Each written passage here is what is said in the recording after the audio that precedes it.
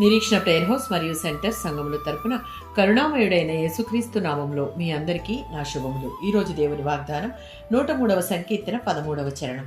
తన యందు భయభక్తులు గలవారి ఎడల ఆయన జాలిపడును. దావీదు తన జీవితంలో అనుభవించినటువంటి దేవుని యొక్క క్షమ, కరుణ, కాపాడుట మరియు ప్రేమను గురించి స్తుతిస్తూ ఈ కీర్తన రాశాడు. ఇది దేవుని యొక్క కరుణ, మనపై ఆయన చూపించే దయను, ఒక తండ్రి తన పిల్లలపై చూపించే ప్రేమ లాంటిది. మరియు యెహోవా ఆయనకు భయపడు వారిని కనికరించును. దేవునికి భయపడాలి అన్న పదానికి అర్థం భయంతో కాదు, గౌరవము, భక్తి, విధేయతతో కూడిన ప్రేమతో ఆయనను గౌరవించడం అని అర్థం. యెషయా గ్రంథం 49వ అధ్యాయం 15వ వచనం.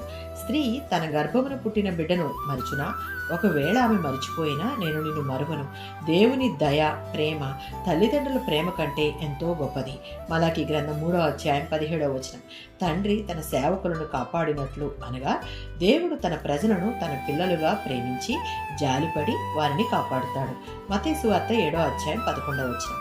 మీరు మీ పిల్లలకు మంచి ఈవులు ఇవ్వాలి అని అనుకుంటే పరలోకంలోని మీ తండ్రి మరి ఎంత ఎక్కువగా ఇవ్వాలి అనుకుంటాడు.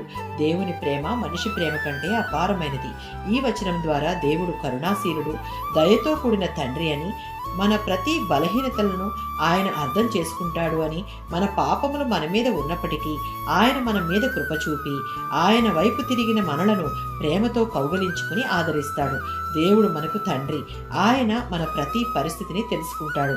మనం ఆయనను భక్తితో గౌరవిస్తే ఆయన మన జీవితాన్ని దయతో నింపి మన పాపాలను క్షమించి తన ప్రేమతో మనలను నిలబెడతాడు. ఆమేన్.